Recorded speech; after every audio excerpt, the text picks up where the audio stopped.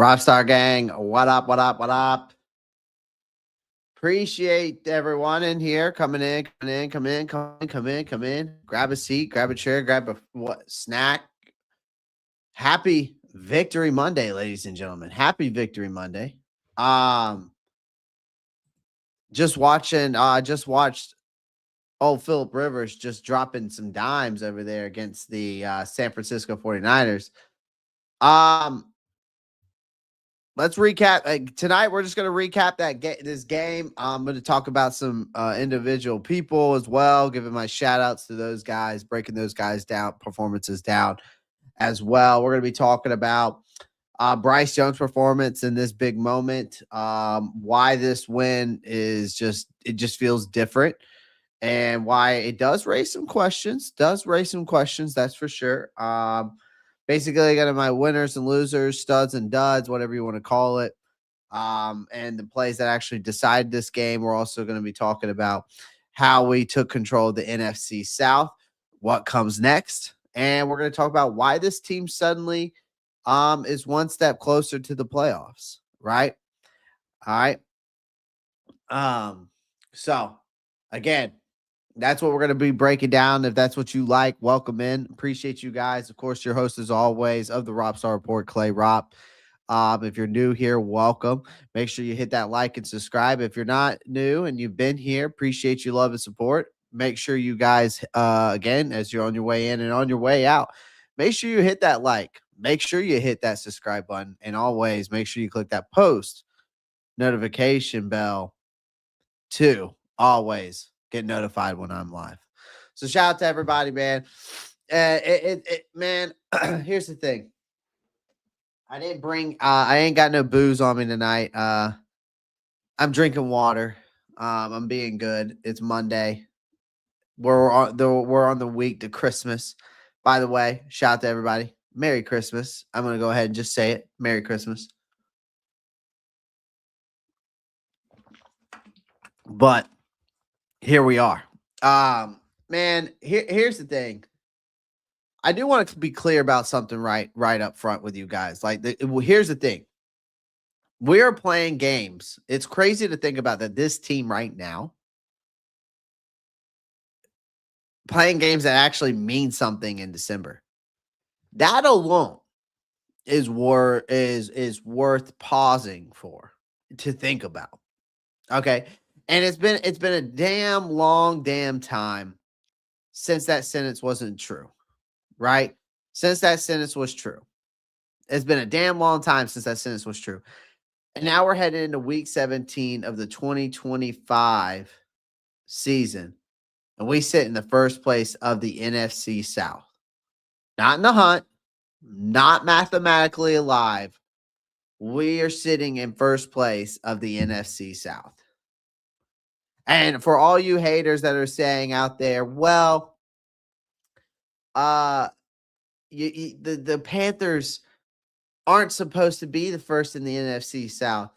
They shouldn't. They're not supposed to be a playoff team. They're not ready. They're not a playoff team. Miss me with that bullshit. Miss me with that bullshit.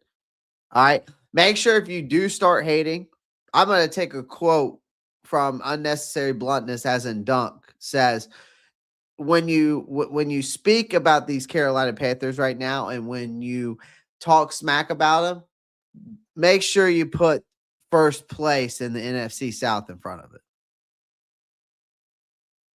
So shout out to Dunk for that quote. I got to give him some credit there. All right. But they can clinch the division this week with they clinched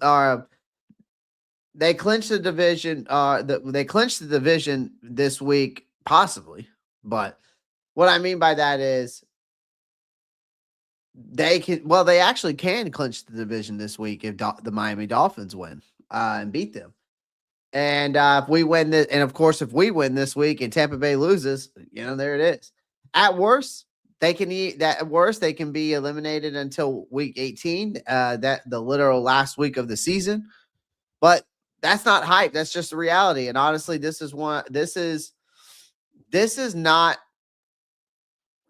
the moment to be nitpicking or every flaw looks like it's a film room midterm. Here's the thing. If anybody really wants to do anything for me, create me a research report on the Carolina Panthers 2025-2026 season and tell me what team we're going to be getting for the rest of the season, right? Are we going to get the team that we saw against the Tampa Bay Buccaneers and the Los Angeles Rams?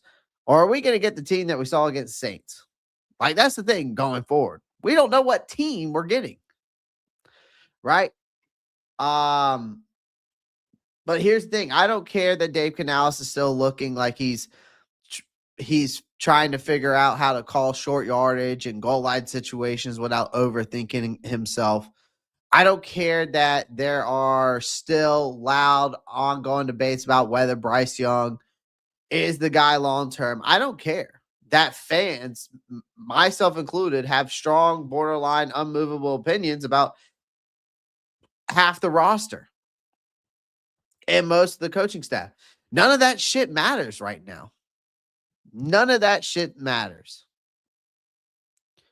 What matters is that the Panthers are relevant. That's what matters. See, they're in contention, ladies and gentlemen, and they've dragged themselves back into that space after years of being completely irrelevant by Thanksgiving. Right? That alone is a win. Like, perspective matters. And we lost it before. Like, it's been way too long since this team has came with consequences that lasted longer than like the post-game press conferences. For the better part of 7 years, chat, wins and losses barely move the needle. You turn the TV off, side, moved on with your life because nothing downstream actually changed, right? That's not the case anymore.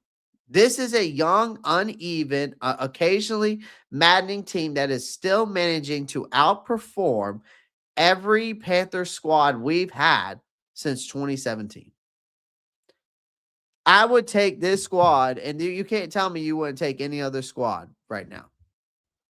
From 2017 till now to 2025, every squad, go look at every roster, and you can't tell me you would take one over it. I wouldn't. They already have 8 wins, which is more than any Carolina Panthers team has managed in that span, if you think about it. One more win gets them their first winning season since that 11-5 wild card year.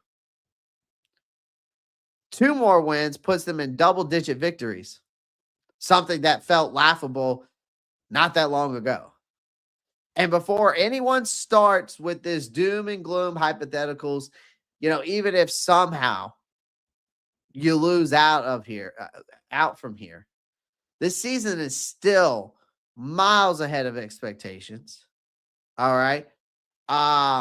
If anyone told you, any of us back then, that the Carolina would be leading the NFC South in Week 17, we'd be asking like, what the hell were you drinking? Seriously, this team is a mess, and that's okay. That's not a bad thing. Let's not we're unpredictable if you think about it from a standpoint. We don't know what team is going to show up every Sunday. Let's not pretend that this is a polished product. It's not. It's not a polished product by any means. Like, this Panthers team is inconsistent, bro. To the point it's laughable at this point. It's frustrating, that's for sure. They played great football one week, and then next week they look completely lost the next.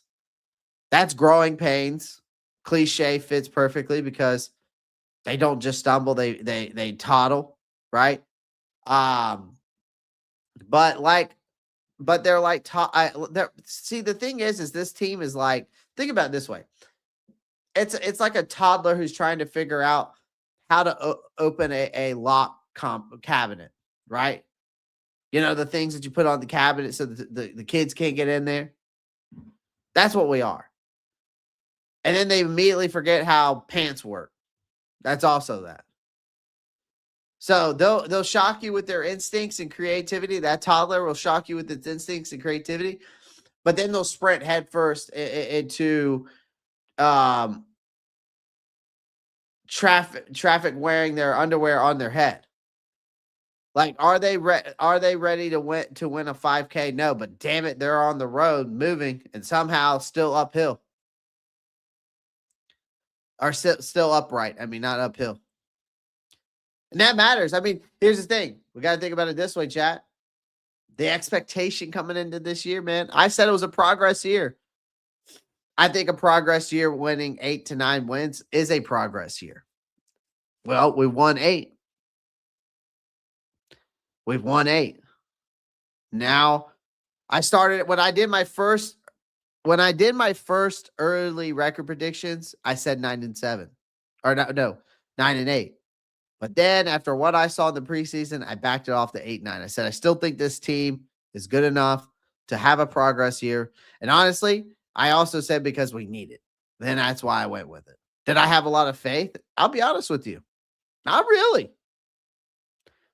Not really. Not after what I saw in the preseason.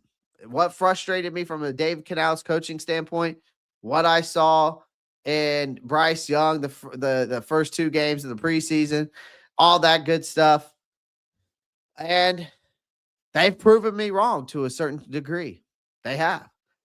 And all I'm going to say to you guys, and then we'll break this whole game down. I know I'm kind of rambling here to open up the show, but enjoy this shit, right? You don't get many seasons like this, especially after living in the NFL basement as long as Carolina has.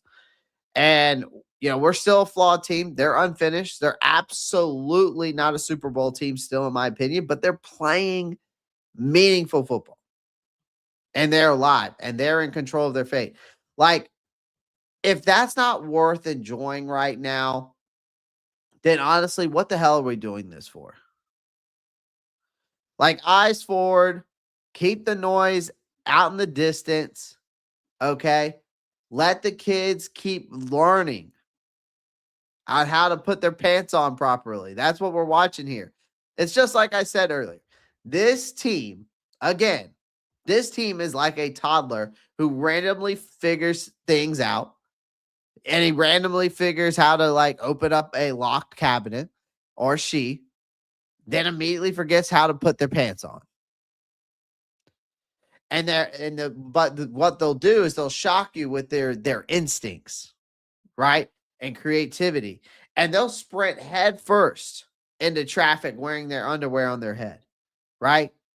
And again, is your toddler or that toddler ready to run a 5K? Absolutely not. But damn it, they're on the road to moving, and somehow they're still upright. And that's what the Carolina Panthers are. And again, the prize is still in front of us. The job's not done. And for the first time in a long time, this is real. And it's nice. And we need to enjoy it. Don't let anybody take it from you. Don't let anybody take it from you. Okay? Enjoy it. Enjoy it. All right? Shout out to everybody in the chat, man. Shout out to everybody in the chat. Let me get to the chat, and then let's start breaking this game down. NFL the Kid, what's up? Trizzy was good, my guy. Earl Locklear in the building. What's good? D Perkins was good. Steve-O in here. Shout out to Steve-O. What's up, man? Panthers gal. How you doing? How you doing? Hope you're doing well. Who else we got in here? Underground West. What's good, my guy? What is up? And Steve-O with the $4.99. We're not supposed to be this decent this year. We are ahead of schedule because Tampa Bay fell off. We will beat Seattle, I think. Tampa could lose to Miami.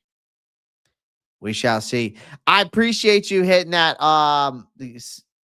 sending that $5 donation. I greatly appreciate that. Shout out to you. Thank you so much.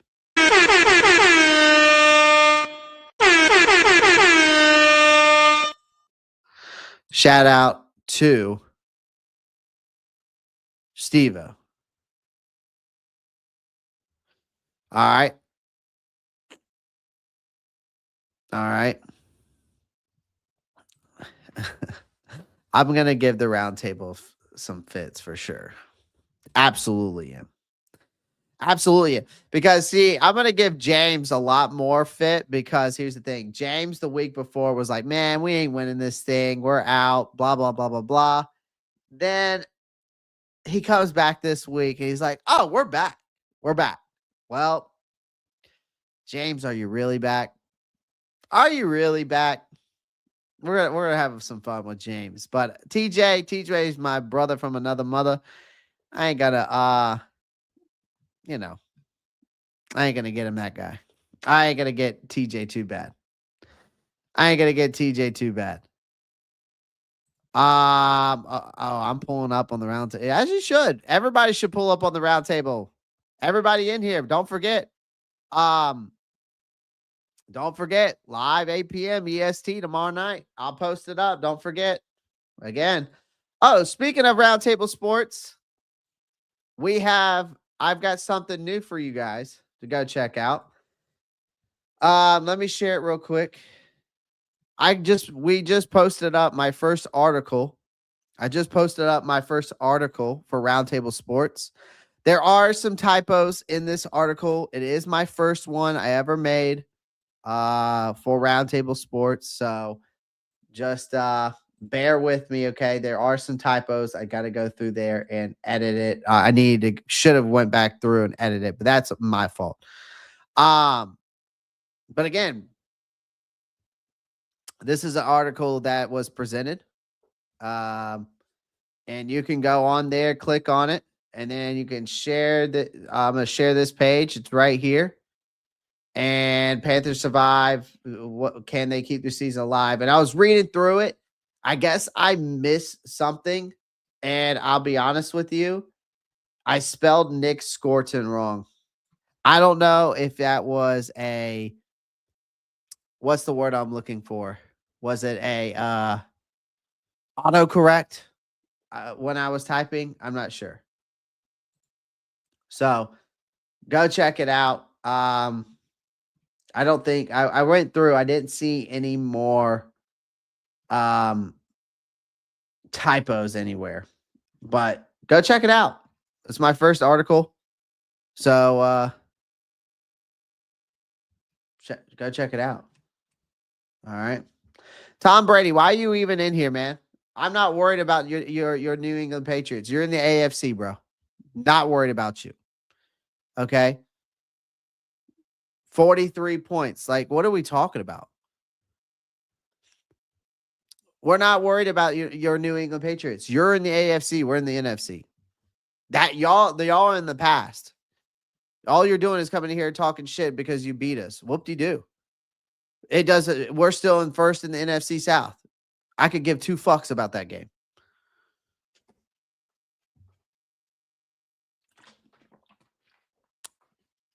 I could give two fucks. So, there you have it. So, go check it out. All right, let's move on. Gonna get some film up.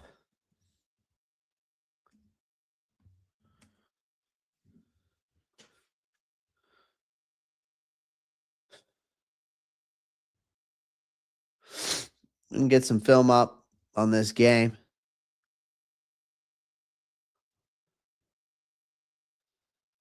All right. So let's talk about it real quick. Breaking this game down.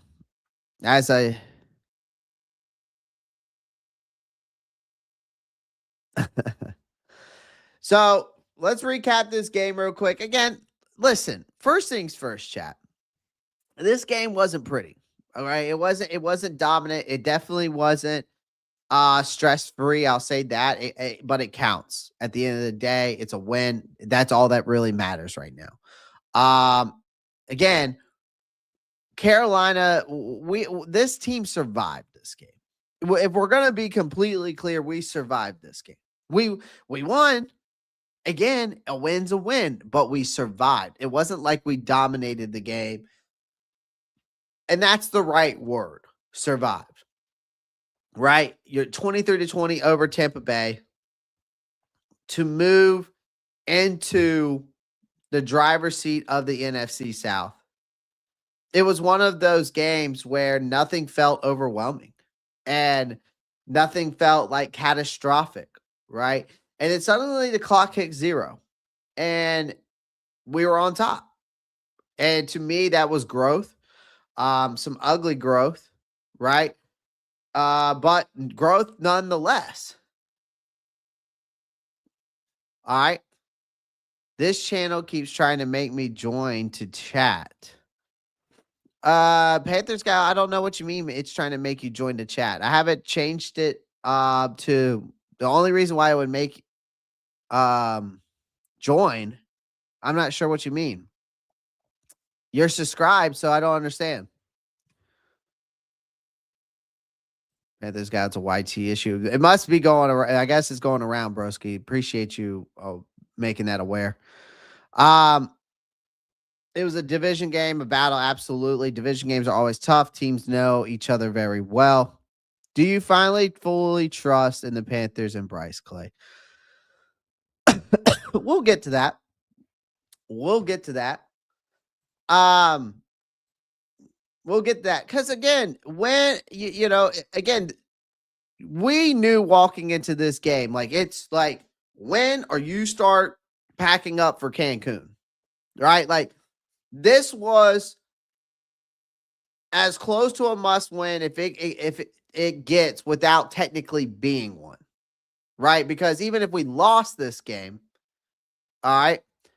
And Ken, I'll get to your question here in a minute. I'll dive more into that. You'll hear me here in a minute.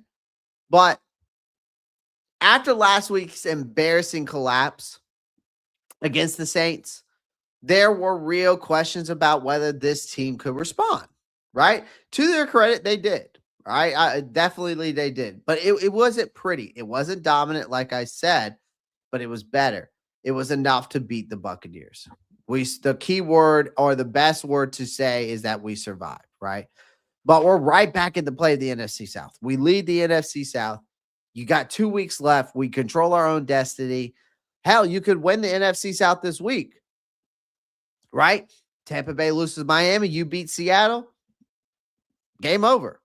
I don't even think we need to beat Seattle. I think if Miami beats them, I think we automatically win the division, if I'm not mistaken. But someone fact check me on that. I don't think we need to beat Seattle to win this division. I think we just need Miami to beat Tampa Bay this week. So if that's the case, well, I mean, either way, I'm a Miami Dolphins fan this week, all right? As well, of course, cheering for my own team, but I'm also a Dolphins fan this week, just so y'all know. So fins up, all right? Shout out to TD over there, TD Fins Talk. I hope we can beat Seattle and prove a point. Love that. That'd be a statement win. Absolutely. If we both lose next week, we need Tampa. We need to beat Tampa. I understand that, Hatred. But I'm saying I'm pretty sure if Miami beats Tampa this week, we'll automatically win the division. The Steelers did me a solid yesterday. There you go, broski. Love that. But anyways, nothing's impossible, man. But first things first, I got to talk about is this Panthers defense was good until it wasn't. Like, I'm going to be clear on that. All right. Overall, the defense did its job. Like, Tampa Bay didn't torch them through the air. Like, they didn't have many explosive runs. Those were mostly kept in check. Baker Mayfield was forced to work for everything he got. Let's not sugarcoat it. There are some ugly moments. Kickoff coverage was rough all afternoon in this game, in my opinion. Tampa Bay consistently started drives with good field position because, again, Carolina didn't keep Lane's discipline. That puts unnecessary stress on a defense that already walks a fine line. While this unit eventually came up with the one play that mattered, which stretches, which, there were, there were stretches where soft coverage, poor angles let Tampa Bay hang around when they probably shouldn't have. But this wasn't a shutdown performance by this defense, chat. I mean, it was a survive and advance, I felt like, for this defense, to be honest with you. But first off, let me get into some of my defensive guys for Carolina real quick. I got to give a huge shout out to first and Nick Scorton. Nick Scorton in this game, man. Nick Scorton alone in this game. Let me tell you something. This was his breakout game. Okay. The second round, this kid as a second round rookie, I had him as a first round pick. Okay. Late first round pick. I had him as a late. I had him into a mid to late. And he announced himself in a real way this week. And Scorton was everywhere, blowing up screens, knifing into the backfield. He was forcing Baker Mayfield off his platform a lot, and being just a massive pain in the ass for this Tampa Bay's offense. He finished with only 4 tackles, but the stat line doesn't come close to telling the full story if you go, looking at his stat line in this game. But the impact that he had consistently in this game, was so impactful. Like, plays died because he was in the right spot. Drive stalled because he recognized concepts early and attacked them. This was the kind of game that makes you believe he can be a cornerstone going forward, because God willing knows we need pass rushers and we need a guy to be a cornerstone. Okay. Because the last guy we had at a cornerstone is doing pretty damn well the last time I checked over in New York. Okay. Just making that clear. We're just going to make that clear. All right. Bucs Skull Gang in the house. What's up, Bucs? What is up, Bucs Skull Gang? All right, in the house. Shout out to you, man. Appreciate you joining. And listen, man, I don't discriminate on other fans, man. I want them here. All right. Next up, another guy I want to give a huge shout out to on the defense is, as well, of course, I cannot talk about this defense without Derrick Brown. Derrick Brown in this game, okay? It's the same song, same verse, man. Same song, same verse. I mean, Derrick Brown once again has proved why, time and time again, he's the most reliable star on this roster. He was a wrecking ball inside, finishing with 5 tackles and a sack in this game while helping bottle up that Tampa Bay's rushing attack. Bucky Irving was held at 71 yards on 19 carries. And Bucky Irving was only averaging 3.7 yards per carry. And Derrick Brown, man, it was a huge reason why that is. When Carolina needs to firm up on the inside, he delivers. This is a guy who's just consistently being dominant, right? So Cali Blue, what's good, man? I see your comment there. We'll talk about that running back room, my friend. We're definitely going to be talking about that running back room. So stick around. Another guy on the defense I got to give a huge shout out to as well, who again was one of my favorite signings this offseason. Okay.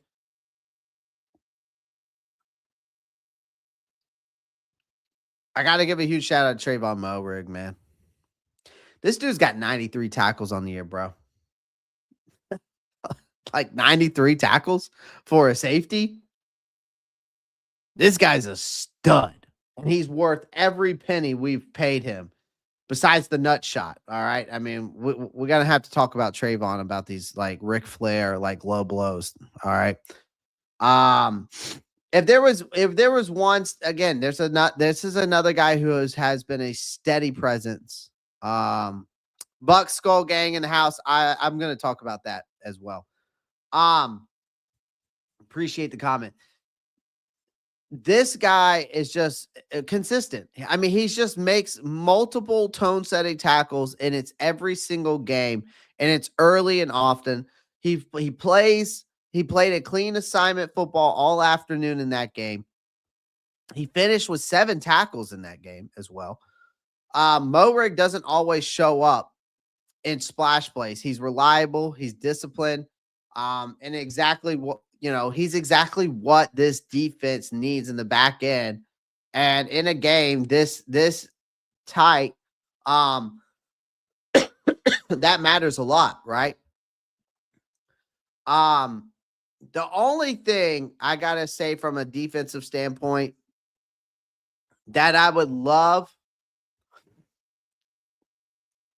to have actually I just need to see more of. And again, it still bothers me, chat. Like, I still need this. Like, from a defensive standpoint, this defense, though, I get that we just won this game, but we have to be clear. Our pass rush as a unit, again, I know we're doing this again. I know I sound like a broken record player, but we continue to be underwhelming. We only managed 2 sacks on Baker Mayfield, and it all came in the fourth quarter. And one of them, those just came off an all-out blitz. And outside of that, guys, the pressure has been inconsistent at best. And again, Christian Roseroom recorded the only other quarterback hit. For most of the game, Mayfield had time to operate, scramble, extend plays. There is still a glaring weakness here, and one that could bite us against better offenses. So if we go, I mean, again, it's worked against better offenses this defense has. I mean, the Rams game, we've seen it. The Packers game, we've seen it. Hell, against the Cowboys, it was all right. Miami, we saw them step up as well. I mean, the games we've won, we've seen this defense create a turnover or two, right? And when we create a turnover or two, again, it seems like this team always wins. But we got to get better in this pass rush. We've got to start bringing more pressure, right? But it took an all-out blitz just to get one of those 2 sacks in this game, and that's pathetic. We should be able to rush 5 guys or 6 guys or even 4, because teams are still able to rush 4 or 5 guys and get sacks because they've got playmakers on the outside that are able to. And I do believe we've got guys that could do it. I just need someone to step up.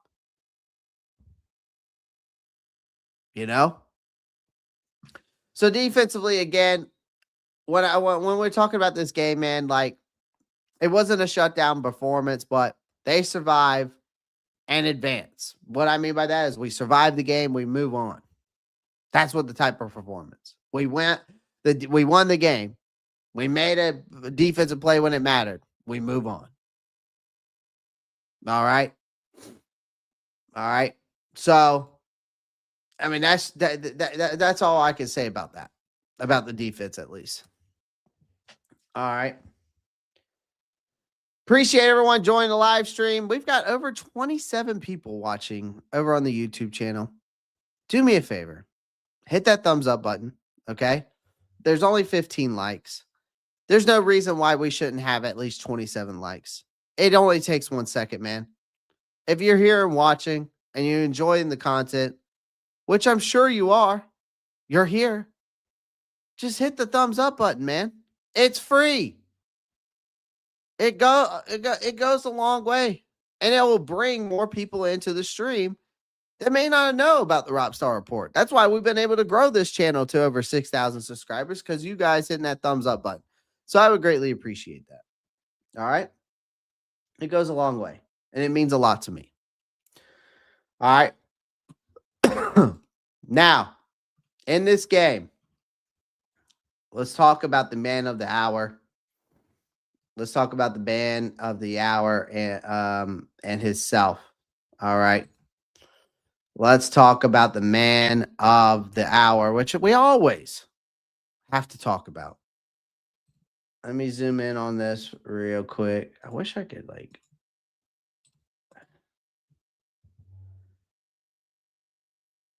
I wonder if I could just save this image and make it pop up. Give me a second, chat. I'm going to try to save this image real quick. And then I'm going to use this instead. Boom. And then I'm going to hit stop sharing. I'm going to share screen window. Boom. Oh, that's better. That's way better, chat. Let's talk about the man of the hour that everybody wants to talk about. I'm wearing his jersey tonight because I'm gonna give him his flowers, man. I'm gonna give him his flowers. All right.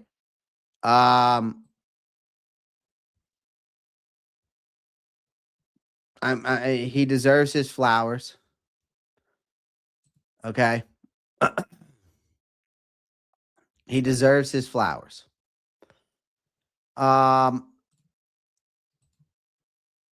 This was one of those games for me. Like, it was like, this is it for Bryce. This was the kind of game that this Panthers team traded a king's ransom for when they moved heaven and earth to get him at the number 1 overall pick in that draft. Division on the line, December football, a home crowd that actually mattered. You had real pressure. There was no hiding. You're walking into this season-defining showdown against the Buccaneers, a franchise that's owned the NFC South for years and wasn't about to hand anything over to us easily. You add in the fact that Baker Mayfield always plays like he's got a personal vendetta against Carolina, which I don't understand why. Because let's be honest real quick, chat. Baker Mayfield was lucky he was given a chance to come here and play for us, because when he did come here and play for us, he shit the bed. Okay? He was lucky he ever got another chance to play for us. He's honestly lucky that shouldn't be a personal vendetta. Like, I hate that the mass media made this about a revenge game for Baker Mayfield. It's not a revenge game. Baker Mayfield came here. We gave him a chance. He's lucky he got that chance. He sucked. He went to, then he asked to be released, went to the Rams, showed that he could still play, and just that release alone for him to come here, get a chance, he was getting outplayed by PJ Walker and Sam Darnold. It ain't our fault. I get it wasn't the best situation, but there shouldn't be any personal vendetta here. It ain't our fault. You're the one who left the Browns. If anybody that you should have a personal vendetta with, it's the Browns. And then he comes here, shits the bed, asks for a release. He goes to the Rams, revitalizes his career, goes over to Tampa Bay. There shouldn't be no vendetta.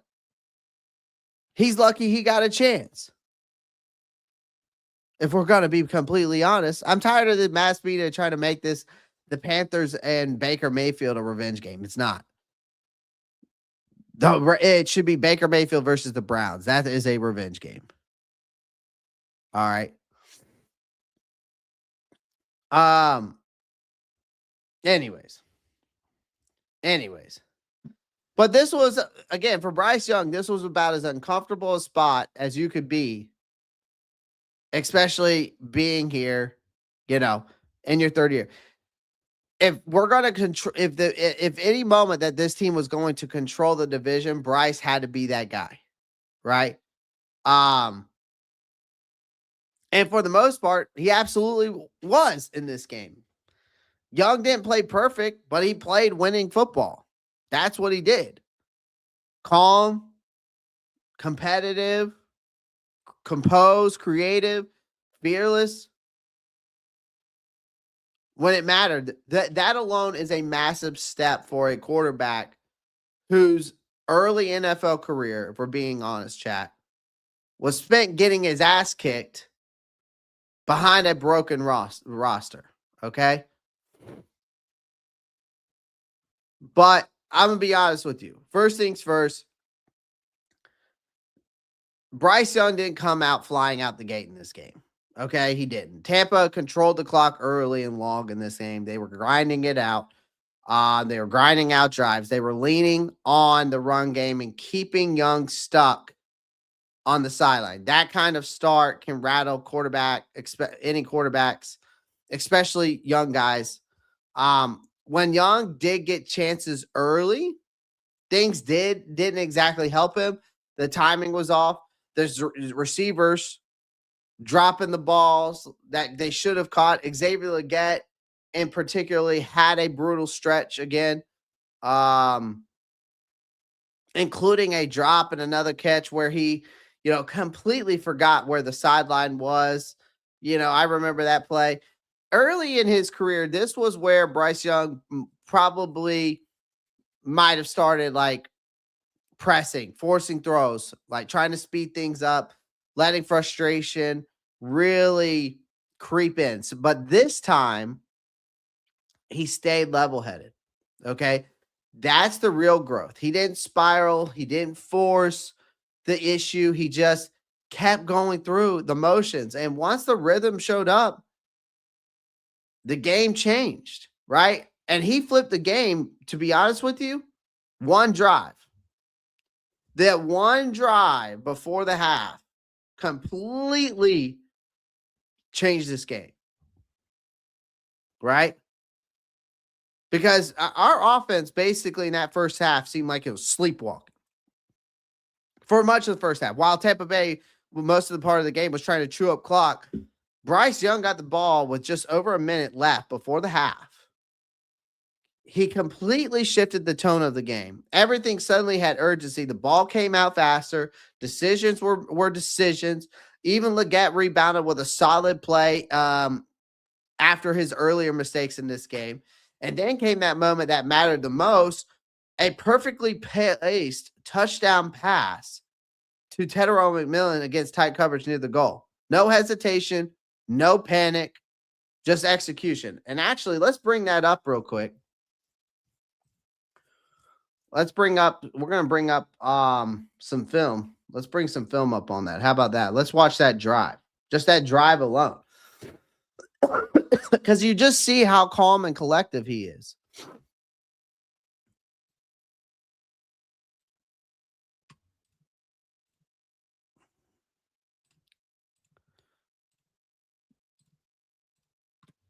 All right.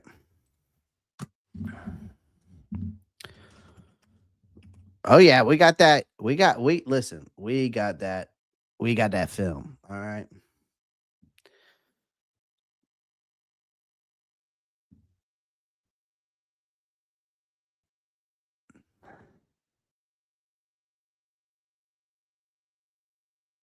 How much time is on the clock here? Oh no. No, we want it. I want.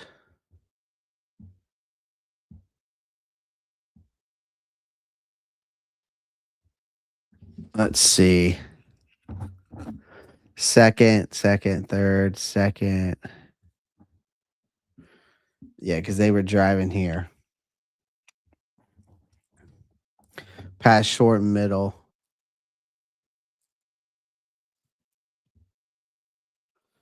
Um, 3:43. That's right. Where's 1st and 10? Okay. Because this was after the two. This was after. Okay, I remember this. All right, let's go here. So this is the first play. So all this is just a quick pass. I think this is just a quick out route. All this is this is a trips down here. You got too low here. But I think this is just a all T Mac does is an out route. Coker motions. Yeah, it's just it's a speed. It's what you call a speed out. Kind of, it's almost kind of like a zig route.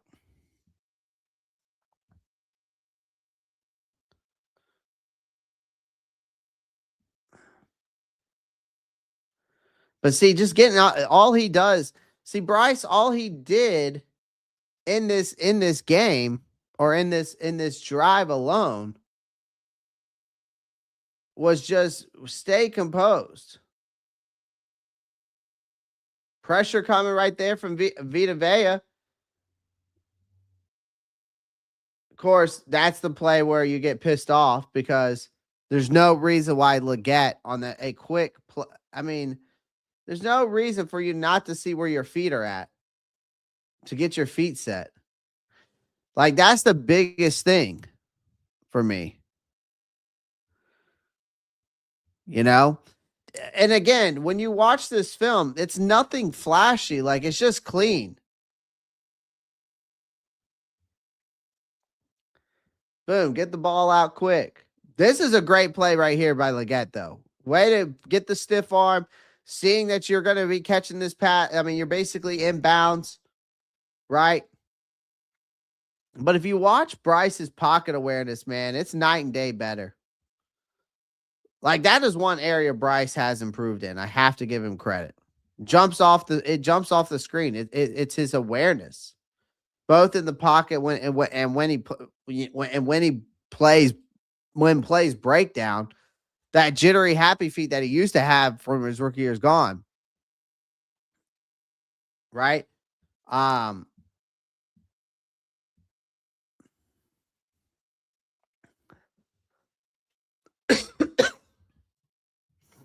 I mean, this was especially important in this game too, especially given what the circumstances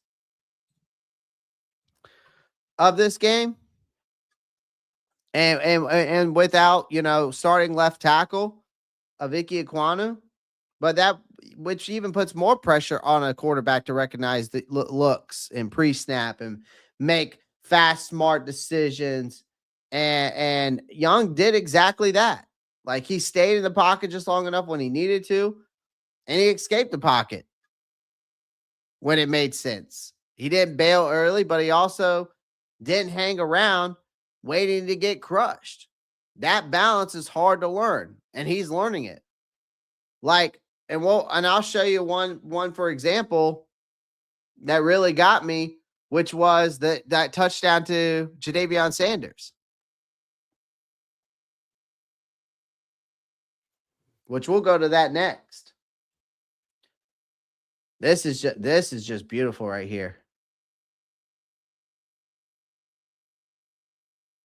Just quick and clean, man.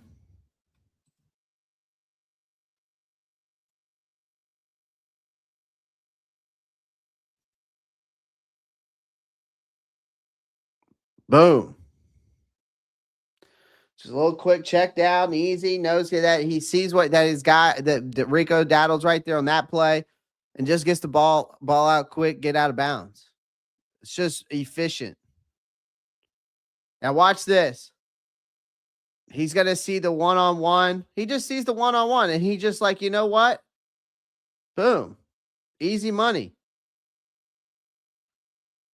And Tedderall McMillan just runs up the seam. Create space. I think Dean I think that's on Dean, is it not? Because I think Dean just loses track of where T-Mac is. And that's great, good stuff right there. But let's go to that touchdown pass real quick. Let's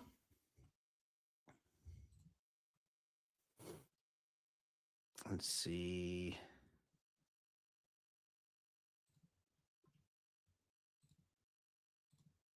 No. Let me find it real quick. Passing, play result, touchdown. Okay, there it is. Now I know this one. We just saw this one. This is what I want to talk about.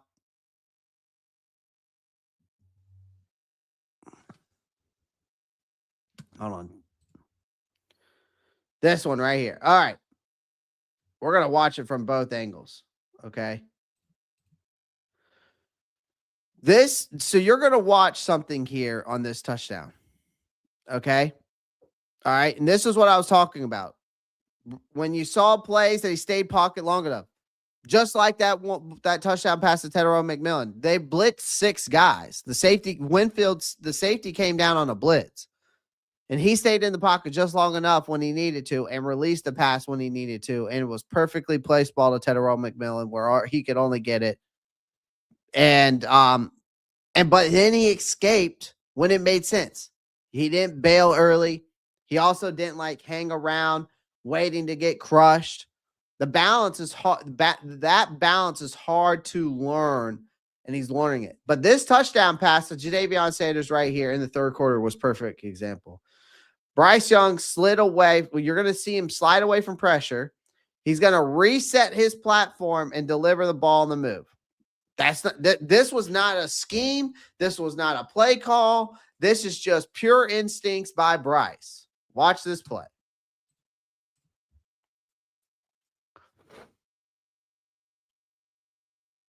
Okay, sees the pressure coming. Makes a play, slips away.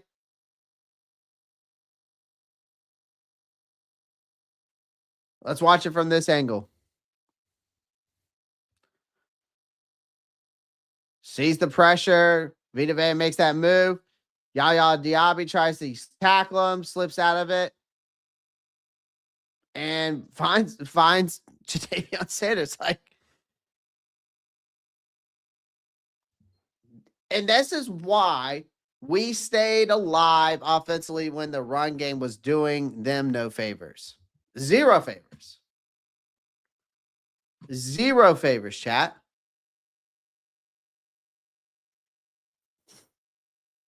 All right. Buck Skull, to your question earlier about that, no. It was your offensive lineman was holding. Princely Amamiyelan couldn't do anything when he got through to stop himself because of your guy holding on to him. So it shouldn't have been a roughing the punter. And fuck punters, man. They need to take hits too. How about that? Everybody else on the field can take a hit. So can a fucking punter. And so can a kicker. I truly believe that. And it's not just the Bucs. It's every fucking team in the NFL.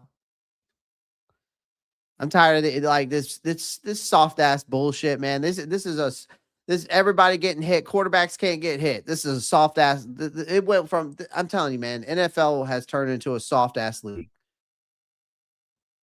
You know what I mean? I truly believe that. I'm dead ass serious. It ain't just the Bucs. It's for every team in the NFL. Everybody should be able to get hit. The NFL you used to go watch the back in the 80s and 90s, 70s as well. Shit. Everybody used to get their asses knocked. Everybody else should get their asses knocked. It should continue. I miss seeing Ray Lewis knock dudes out. I don't know about y'all, but I am. I used to miss watching Ray Lewis knock dudes out, man. Can't do it anymore though, bro. Can't do it anymore. I don't want to go into the film now. All right, let's get back to the recap. Just want to do a little film breakdown. But back to it, man. Again, Bryce Young was a difference maker in this game. He was. I mean, we're just being completely honest. Like Bryce Young was a difference maker in this game for sure. Like there's just no doubt about it in my mind that he was a difference maker. Um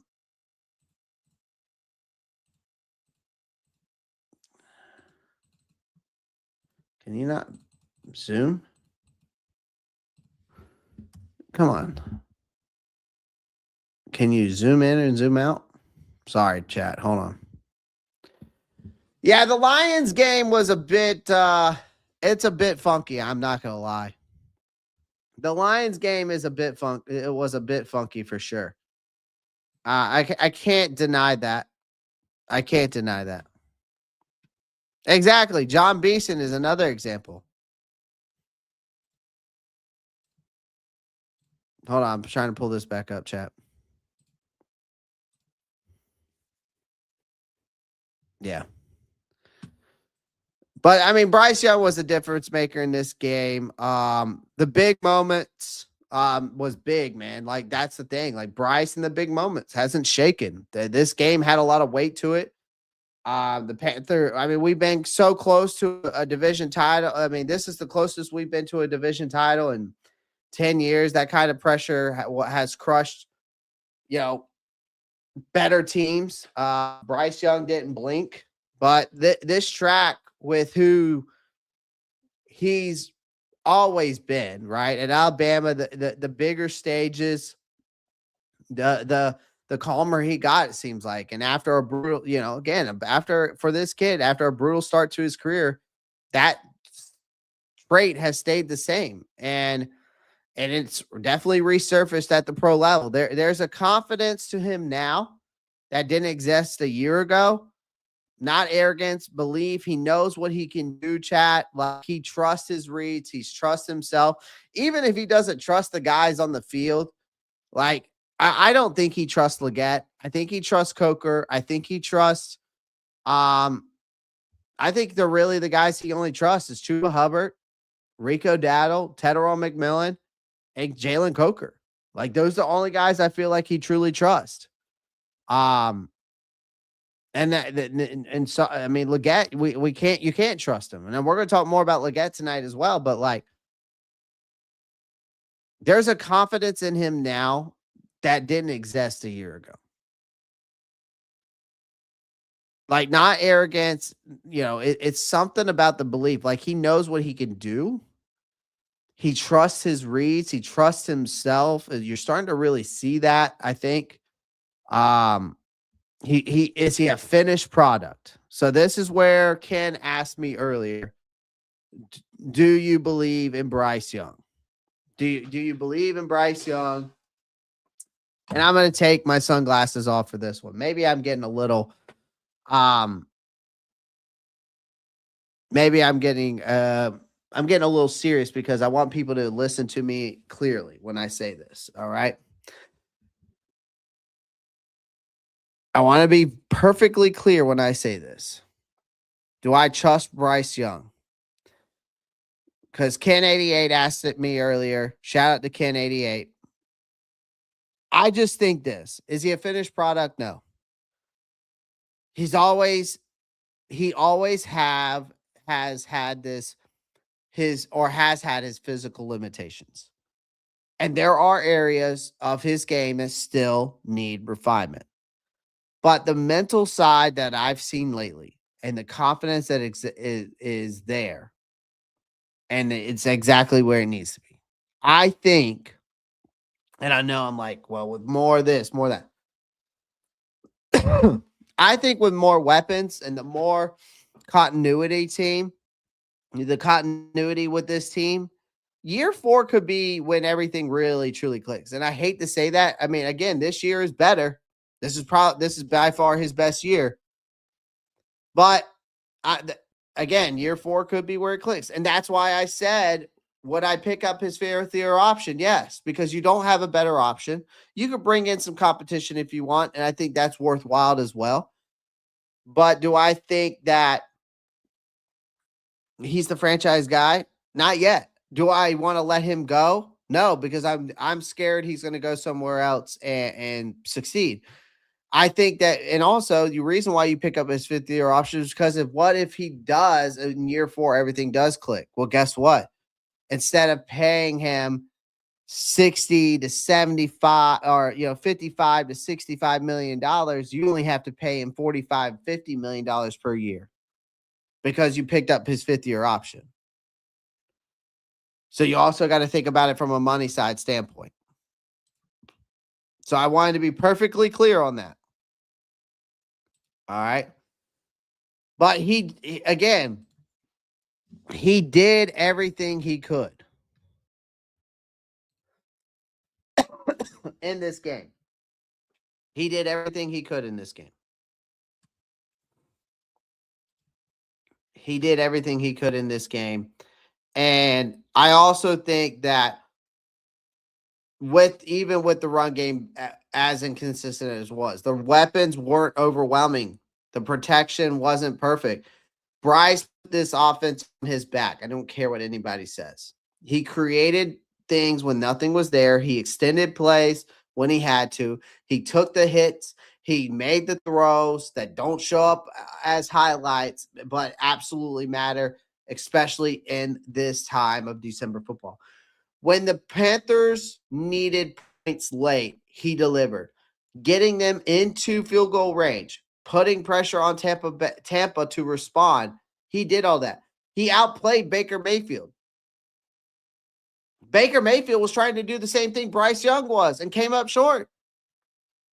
And then one errant throw later, Lathan Ransom had the interception and walked off the field with the first place in the NFC South. Again, in this game, I'm going to finish it with about Bryce Young real quick. Was he wasn't flawless in this game, but he was just so outstanding where it counted. Like he was steady steering the ship when things were ugly. He delivered in the clutch. He didn't give the game away, and this was a season-defining moment. That's the difference between controlling your destiny and then watching someone else celebrate. I just think without the numbers, it's not over 200 yards, blah, blah, blah, blah, blah. This was still a big boy performance. And it was what we exactly needed to win the game.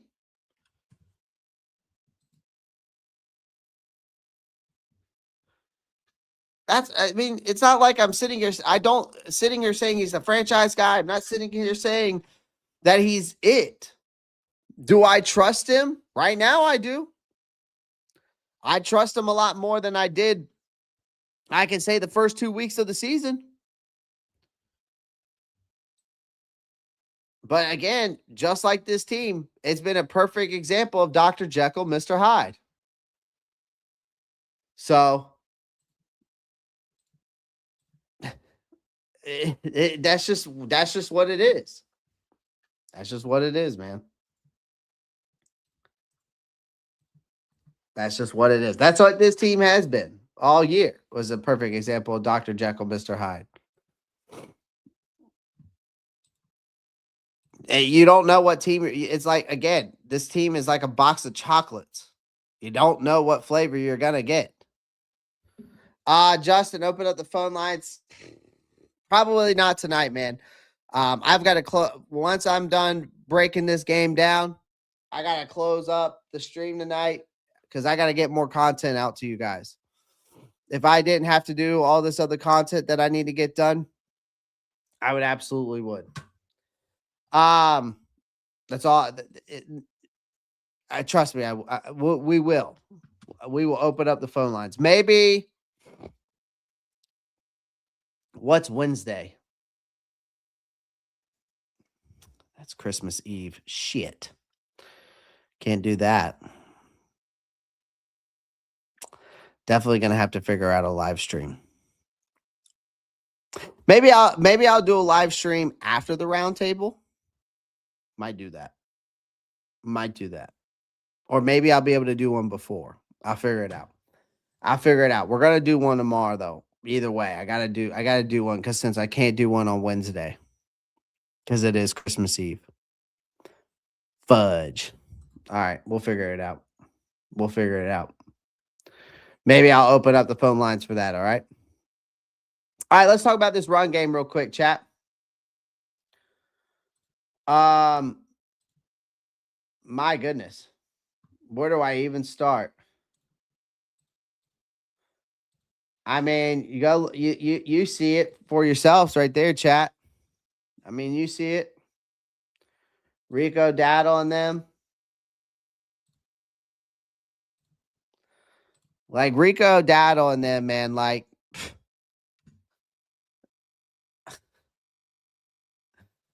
the run game was basically missing. This is a concern for me because, again, here's the thing, chat. Just because we win, there's still going to be flaws. This team has been so up and down. We're allowed to criticize this team. I'm so tired of people giving me shit about criticizing this team. Well, we won the game. Okay, but there's still things that we need to do to be successful going forward, right? God, this was concerning. Dave Canales clearly wanted to establish a run game, but it was just never materialized in this game. Like Rico Dowdle, Chuba Hubbard couldn't consistently get going. Like the offense leaned far more heavily Bryce than planned. I felt like that's an issue long term, in my opinion. The run game has been the backbone of this offense when it works, and when it doesn't, it makes everything feel harder. We still found a way to win, but this is not a formula you want to rely on week after week. All right. And again, I think another thing with this game that I took away is that the Panthers still can't get out of their own way. Even in a win, I think Carolina found ways to make things harder than necessary in this game. Right? Penalties are still a problem again. Including that one brutal mistake after a made field goal in the first half. Right? That gifted Tampa Bay extra life. Those are the kind of mental errors that flip games against better teams. But there were also missed opportunities. Xavier Legette dropped a wide open seam route for a potential massive game in this kind of play that would have swung momentum. Like Carolina keeps leaving those types of plays on the field. You can't do that against better teams. Even if you make the playoffs, you can't do that. Because right now, even with the home field advantage, chat, I think we would have home field advantage, and I think we'd be the 4 seed. And I think if we win out, we would play the Rams again at home. Well, the Rams aren't going to make the same mistakes twice. Sorry, that's not a team lightning strikes twice. That's just not. So these types of things, you got to clean up. Like they won despite themselves at times, but that's better than losing, but it's still not ideal, chat. It's just not. And listen, I agree with you guys. Canales, here's the thing about Canales, man. I think that here's an issue with this offense too, though. Dave Canales still doesn't know what this offense is good at. I think that's one thing that Dave Canales is still trying to figure out. But if you guys tune in later tonight, I'm gonna have a short about that. I'm gonna talk about that. Maybe we'll dive and I'll do a deeper dive into it later on. I just think Dave Canales, Justin, I can't. The problem is, Justin, I can't, man. I appreciate you. You. I know I haven't contacted you back. I just don't know if I can, man. It's not that it's a family thing. It's a family thing. It's not that I don't want to go or anything. It's a family thing. I got to, trust me. Justin's over here just offering free tickets. I love it, and I appreciate it by all means. I really do appreciate it. I'll talk to the wife. Time is just not perfect right now. You're not, part of you's kidding, but part of you's not. Part of you's not. See? But goes, all good, just kidding, but for real. You know? See? Anyways, at this point in the season, the reason why I say Dave Canales still the nose doing because it's at this point in the season, it's alarming how little Canales seems to understand what actually works for this team sometimes. And it just seems like once the script ends, this offense dies. Like after that opening series, the same ugly pattern just seems to return. And I'm gonna dive more into that, man, but I want to move on to finish up this recap of this game. Again, Dave Canales, I do want to talk about Dave Canales a little bit more because I'm not going to dive too much more into it, but this is the last thing I'm going to say about Dave Canales. Dave Canales still has some explaining to do, though. Like, even in a win, Dave Canales' play calling still raises my eyebrows to me. Because, again, and I was kind of diving into it, but, like, for example, he calls that pitch to Chuba Hubbard on a 3rd and short in the red zone. That just felt unnecessary and just felt very predictable. Taking a deep shot on 3rd and 2 and then punting instead of committing to the decision. That was another head scratcher for me in this game. Like, and then once again, the play action game felt underutilized, right? Like, which is frustrating given how effective it's been at times this season, especially for Bryce. You know, so again, I know we won the game, but the margin could have been wider with cleaner, more confident decision making. Canales deserves credit for having this team competitive, but he is still always leaving points on the table. And that's my biggest issue. Justin, I know you're for real, man. I know you're for real. You wouldn't have DM'd me on Instagram if I didn't think you were for real about it. If I didn't think you were for real about it. Let's talk about another man of the hour, and I've got to give him some freaking credit where credit's due, man. Let me just tell you something, bro. This kid is nice. This kid is nice. Tetairoa McMillan is a superstar. There's no doubt about it. Like, this guy is a guy who can elevate your offense. Just him alone can elevate your offense. 6 catches on 10 targets, 73 yards, a touchdown. Every one of those touches mattered, man. His 22-yard score before halftime was a momentum shifter. He showcased exactly why he was drafted as high as he was. And he continues to do that. I mean, a 6'4", 219. McMillan plays to his size. He attacks the ball. He's just a legit wide receiver 1. And this performance just felt like another reminder that his ceiling is just so high. And yes, the offensive rookie of the year conversation should start and end with Tetairoa McMillan. Plain and simple. I mean, it's plain and simple, bro. Like,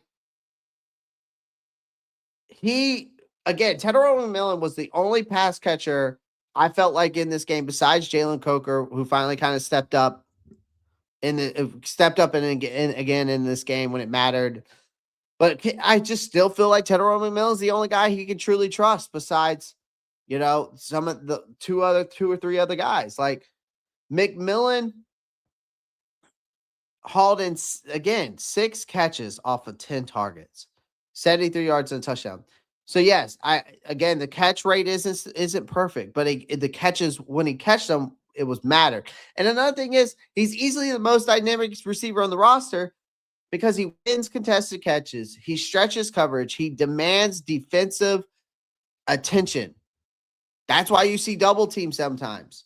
We saw Jalen Coker even get double teamed in this game, which tells me that Jalen Coker is also a guy that Bryce trusts and the teams are starting to key in on it. But This offense functions better when he's involved, and that's not a coincidence.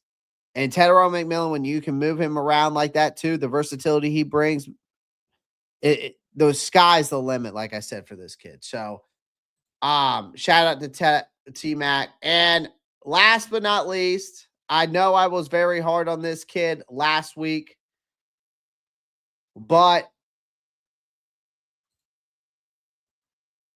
Lathan Ransom. Can we just give this kid a round of applause real quick? All right. I'm giving him a round of applause because this was a huge redemption moment for this kid. A week after costing Carolina dearly in that Saints game because of that personal foul in the Saints game, even though Tyler Shook sold it like a flop in the NBA.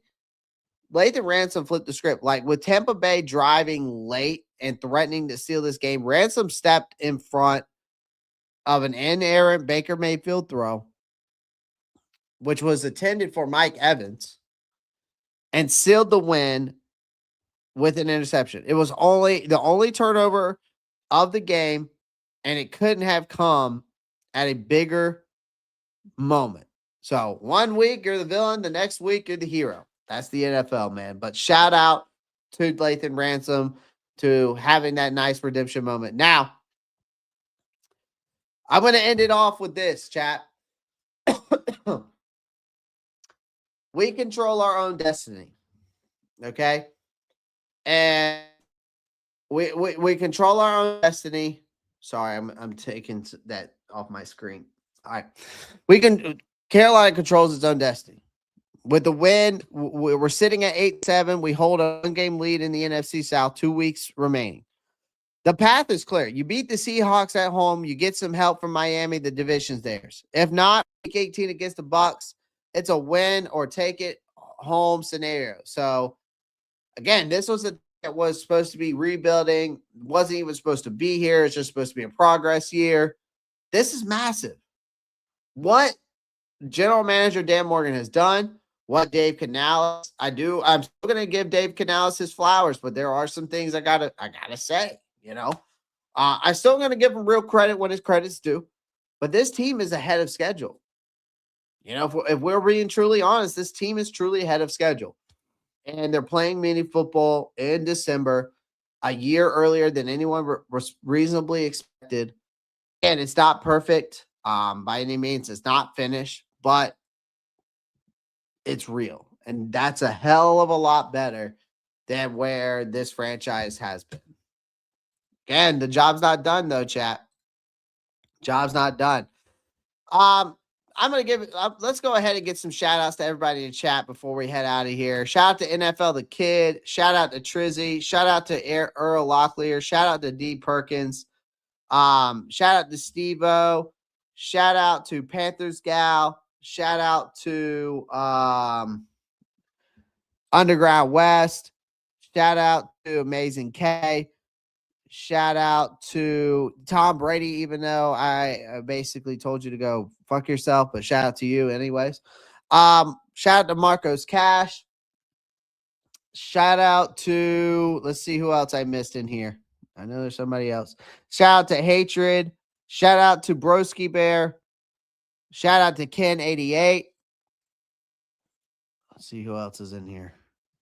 Or was in here. Shout out to Bucs, Skull Gang, and House. Let's see who else I'm missing. Who am I missing? I know I'm missing some people in here.